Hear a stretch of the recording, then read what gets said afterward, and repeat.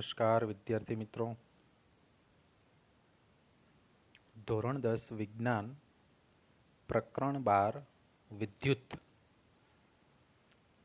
તેના 15મા ભાગની અંદર આપણે વિદ્યુત ઉર્જા તેમજ વિદ્યુત પાવર માટેના કેટલાક ઉદાહરણો એટલે કે દાખલાઓ છે એની આપણે ચર્ચા કરીશું. તો સૌપ્રથમ આપણે જોઈશું 50 વોલ્ટના વિદ્યુત સ્થિતિમાનના તફાવત હેઠળ 1 કલાકમાં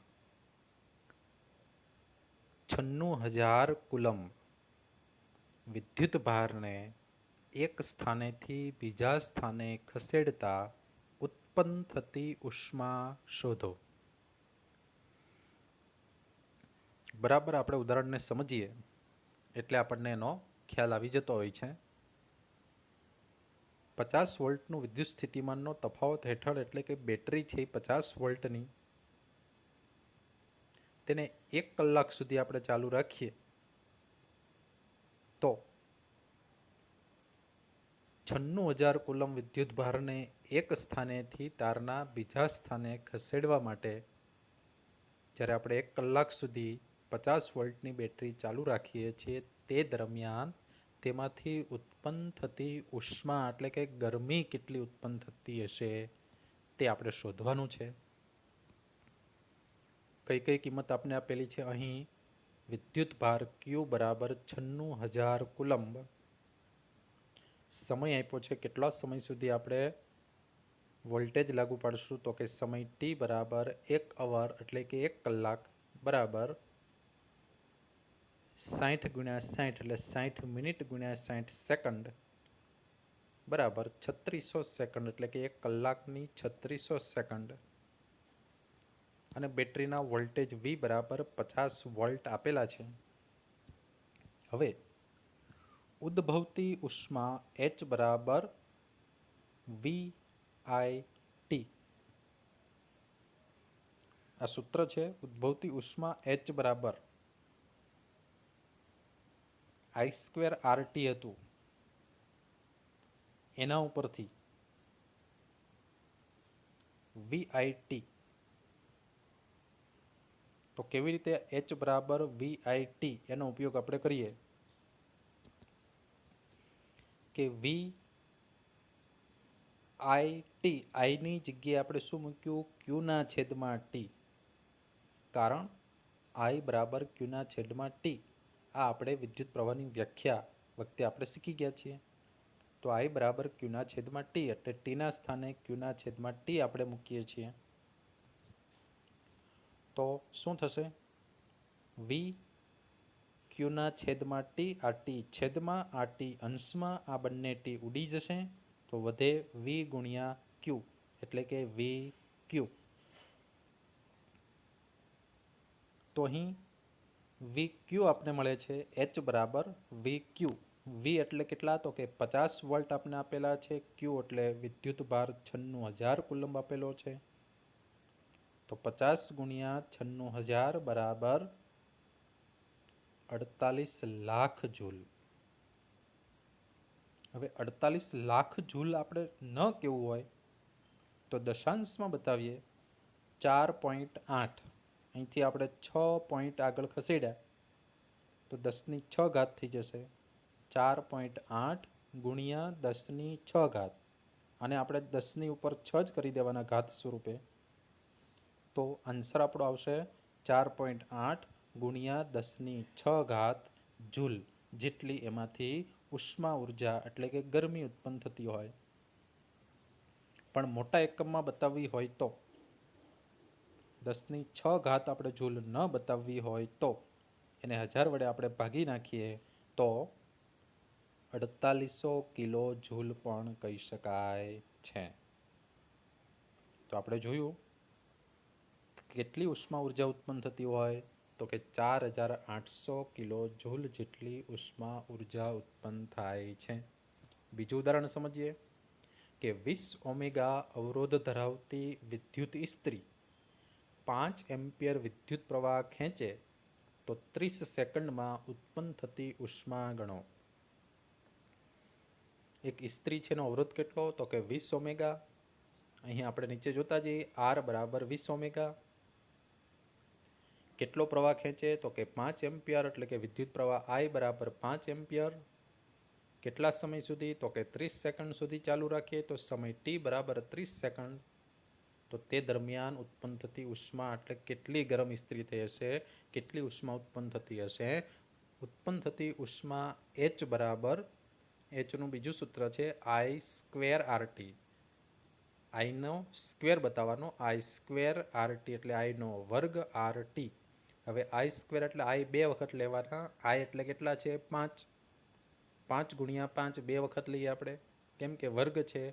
R એટલે કેટલા? 20 ઓમેગા, એટલે ગુણ્યા 20. અને T એટલે સમય 30 સેકન્ડ આપ્યો છે, એટલે ગુણ્યા 30. તો 5 ગુણ્યા 5 એટલે 25 ગુણ્યા 20 ગુણ્યા 30 બરાબર કેટલા થશે? 15,000 જૂલ. એને આપણે કિલો જૂલમાં ફેરવીએ તો 1000 વડે ભાગીશું તો 15 કિલો જૂલ એમાંથી ઉષ્મા ઉર્જા ઉત્પન્ન થાય. એટલે કે આ ઇસ્ત્રી જે ગરમ થાય છે એ કેટલી ઉષ્મા ઉત્પન્ન કરે? તો કે 15 કિલો જૂલ જેટલી ઉષ્મા છે ઉત્પન્ન કરે છે. ત્યાર પછીનો પ્રશ્ન આપણે જોઈએ તો 4 ઓમેગા અવરોધ ધરાવતો હોય તેવા કોઈ પણ એક સાધન છે એમાં દર સેકન્ડે 100 જૂલ ઉષ્મા ઉત્પન્ન થાય છે, તો અવરોધના બે છેડા વચ્ચેનો વિદ્યુત સ્થિતિમાનનો તફાવત શોધો. તો અહીં અવરોધ બરાબર કેટલો આપેલો છે? 4 ઓમેગા. અવરોધ R બરાબર 4 ઓમેગા. તેમજ દર સેકન્ડે ઉષ્મા કેટલી ઉત્પન્ન થાય છે? ઉષ્મા H બરાબર 100 જૂલ. H બરાબર 100 જૂલ. અવરોધ R બરાબર 4 ઓમેગા. અને સમય આપને આપેલો છે દર સેકન્ડ, એટલે સમય T બરાબર 1 સેકન્ડ. તો તે દરમિયાન બે છેડા વચ્ચેનો વિદ્યુત સ્થિતિમાનનો તફાવત, એટલે કે વોલ્ટેજ V બરાબર કેટલા, એ આપણે શોધવાના છે. તો ઉષ્મા ઉર્જાના સૂત્ર પરથી ઉષ્મા ઉર્જાનું સૂત્ર H બરાબર 20 સ્ક્વેરના છેદમાં R અને એને ગુણ્યા T. તો ઉષ્મા ઉર્જાનું સૂત્ર H બરાબર 20 સ્ક્વેર એટલે કે V નો વર્ગ એના છેદમાં R અને એને ગુણ્યા T, એટલે T અંશમાં છે, R છેદમાં V નો વર્ગ એ અંશમાં. તો અહીંયા આપણે H આપેલો છે. ઉત્પન્ન થતી ઉષ્મા ઉર્જા H બરાબર કેટલા? તો કે 100 જૂલ. H બરાબર 100. એના બરાબર V નો વર્ગ એટલે કે V સ્ક્વેર એ આપને આપેલ નથી. તેના છેદમાં R. R બરાબર 4 ઓમેગા. તો 4 ઓમેગા છે 20 સ્ક્વેરના છેદમાં 4 આવશે અને ગુણ્યા અંશમાં T આપેલો છે, એટલે T બરાબર 1 સેકન્ડ. તો હવે આપણે અહીંયા 20 સ્ક્વેર આપણે શોધીએ, એને સૂત્રનો કરતા બનાવીએ તો છેદમાં રહેલો 4 છે એ આગળ આવશે બરાબરની આગળ, તો 100ના ગુણકમાં આવે, એટલે 100 ગુણ્યા 4 બરાબર 400 બરાબર 20 સ્ક્વેર. તો અહીં શું મળ્યું આપને? 20 સ્ક્વેર બરાબર 400 આપને મળે છે. પણ આપણે 20 સ્ક્વેરની જરૂર નથી, આપણે તો ખાલી વીની જરૂર છે. તો અહીંથી વર્ગ આપણે દૂર કરીએ તો આને વર્ગમૂળમાં ફેરવીએ તો કેટલા થશે? તો કે 20. કેમ કે 20નો વર્ગ છે એ 400 થશે. તો 20 સ્ક્વેર બરાબર 400. તો V બરાબર કેટલા થશે? 20 વોલ્ટ. આમ વિદ્યુત સ્થિતિમાનનો તફાવત કેટલો થશે? તો કે 20 વોલ્ટ થશે. અહીં વિદ્યુત સ્થિતિમાનનો તફાવત આપણને 20 વોલ્ટ જેટલો મળે છે. ત્યાર પછીના ઉદાહરણની અંદર આપણે જોઈએ તો એક વિદ્યુત બલ્બને એટલે એક લેમ્પને 220 વોલ્ટના જનરેટર સાથે જોડેલ છે. જનરેટરથી બલ્બને આપણે ચાલુ કર્યો છે અને એ 220 વોલ્ટ આપે છે જનરેટર. વિદ્યુત પ્રવાહ 0.50 એમ્પિયર છે અને એમાંથી વહેતો, આ બલ્બમાંથી વહેતો વિદ્યુત પ્રવાહ છે કેટલો? તો કે અડધો એમ્પિયર, એટલે કે 0.50 એમ્પિયર છે. તો બલ્બનો પાવર કેટલો હશે? અહીં આપણે એનો પાવર આપણે શોધવાનો છે.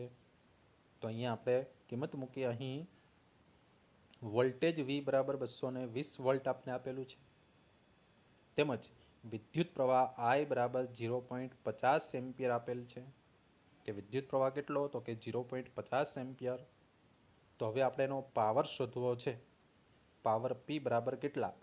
તો પાવરનું સૂત્ર આપણે અગાઉ શીખી ગયા છીએ, P બરાબર VI. V એટલે વોલ્ટેજ, I એટલે વિદ્યુત પ્રવાહ એમ્પિયરમાં. તો સૂત્રોની અંદર કિંમત મૂકીએ. Vની કિંમત કેટલી છે? 220 વોલ્ટ. 220 વોલ્ટ એને ગુણ્યા I ની કિંમત કેટલી છે? 0.50 એમ્પિયર, એટલે કે 0.50 એમ્પિયર. તો 220 એને ગુણ્યા 0.50 બરાબર કેટલા આવશે? 110, જેનો એકમ, પાવરનો એકમ જૂલ પ્રતિ સેકન્ડ. જૂલ પ્રતિ સેકન્ડ ન કહેવું હોય તો 110 વોટ પણ કહી શકો છો. વોટ અને જૂલ પ્રતિ સેકન્ડ આ બંને એક જ છે, એટલે કે પાવરનો એકમ જૂલ પ્રતિ સેકન્ડ પણ કહી શકાય અને ખાલી વોટ પણ કહી શકાય છે. તો અહીં બલ્બનો પાવર કેટલો હશે? તો કે બલ્બનો પાવર 110 વોટ જેટલો હોય છે. પછીના ઉદાહરણની અંદર આપણે જોઈએ તો 400 વોટનું રેટિંગ ધરાવતા વિદ્યુત રેફ્રિજરેટરને 8 કલાક પ્રતિ દિવસ ચલાવવામાં આવે છે. વિદ્યુત રેફ્રિજરેટર એટલે આપણા ઘરમાં જે ફ્રીજ હોય તેનું રેટિંગ કેટલું? તો કે 400 વોટ. એટલે કેટલો પાવર એ ખેંચે છે? કેટલો પાવર વાપરે છે? તો કે 400 વોટ જેટલો. આ રેફ્રિજરેટરને 8 કલાક પ્રતિ દિવસ, એટલે કે દિવસમાં 8 કલાક સુધી ફ્રીજને શરૂ રાખાય છે અને આ ફ્રીજ છે એનું રેટિંગ 400 વોટ, એટલે કે એનો પાવર 400 વોટ છે. તો ₹3 પ્રતિ કિલોવોટના લેખે 30 દિવસ ચલાવવા માટેની ઉર્જા માટે કેટલો ખર્ચ થશે?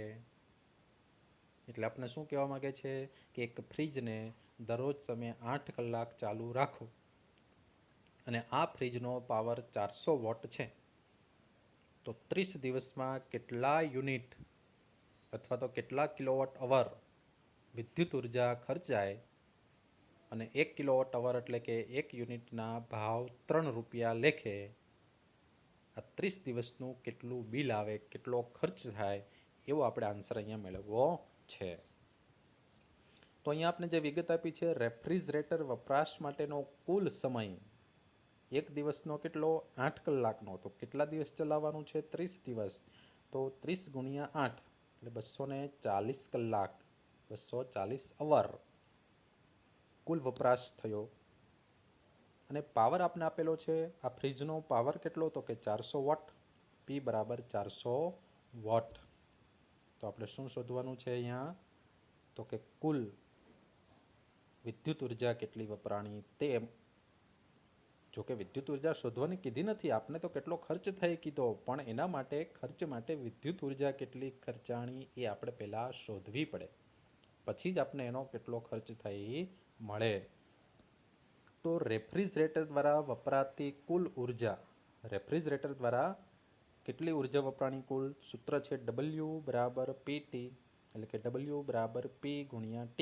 અહીં પાવર આપણે 400 વોટ આપેલો છે. સમય કેટલા કલાક આપેલા છે? તો કે 240 અવર. 240 અવર આપને આપેલા છે. તો આ બંનેનો ગુણાકાર કરીએ, 400 ગુણ્યા 240 એટલે કેટલા આવશે? તો કે 96,000 વોટ અવર. 96,000 watt hour. પણ અહીંયા આપણે કિલોવોટ અવરમાં જવાબ લાવવો છે, તો વોટને કિલોવોટમાં ફેરવવા માટે એને 1000 વડે આપણે ભાગી નાખીએ, તો 3 0 ઉડી જશે, એટલે કેટલા થશે? 96 કિલોવોટ અવર, એટલે કે 96 યુનિટ વિદ્યુત ઉર્જા વપરાણી. આ 30 દિવસમાં 8 કલાક રોજ આપણે ફ્રીજને શરૂ રાખીએ તો 30 દિવસને અંતે 96 કિલોવોટ અવર જેટલી વિદ્યુત ઉર્જા વપરાય છે. હવે 1 કિલોવોટ અવર એટલે કે 1 યુનિટ, એટલે કે 96 યુનિટ વપરાણા, અને 1 કિલોવોટ અવરનો આપણે ખર્ચ આપ્યો છે ₹3. તો 30 દિવસ આ રેફ્રિજરેટર ચલાવવા માટે વપરાતી ઉર્જાનો ખર્ચ કેટલો થશે? તો કે 30 દિવસનો રેફ્રિજરેટર ચલાવવા માટે વપરાતી ઉર્જા જે 96 કિલોવોટ અવર છે એનો ખર્ચ 96 કિલોવોટ અવર એને ગુણ્યા 3 પ્રતિ કિલોવોટ છે. પ્રતિ કિલોવોટ અવર, 1 કિલોવોટ અવર એટલે કે 1 યુનિટનો ભાવ 3 રૂપિયા. તો 96 કિલોવોટનો ભાવ કેટલો? તો કે 96 ગુણ્યા 3 બરાબર 288 રૂપિયા. તો 30 દિવસમાં રોજનું 8 કલાક ફ્રીજ આપણે ચાલુ રાખીએ તો આપણું 30 દિવસનું બિલ કેટલું આવશે? તો કે ટોટલ ખર્ચ 288 રૂપિયા જેટલો ખર્ચ થાય. તો વિદ્યાર્થી મિત્રો, આપણે ઘણા બધા ઉદાહરણો આપણે અહીંયા જોયા અને હવે છેલ્લા ભાગની અંદર કેટલાક હેતુલક્ષી પ્રશ્નો છે એની આપણે ચર્ચા કરીશું. આભાર.